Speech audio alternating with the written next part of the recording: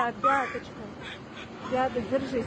Поехали отсюда срочно. Мы уезжаем завтра, мы не остаемся здесь.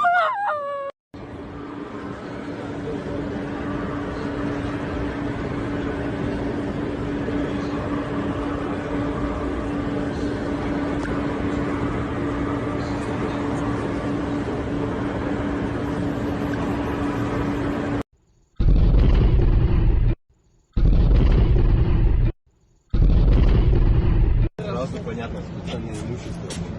Схема чего?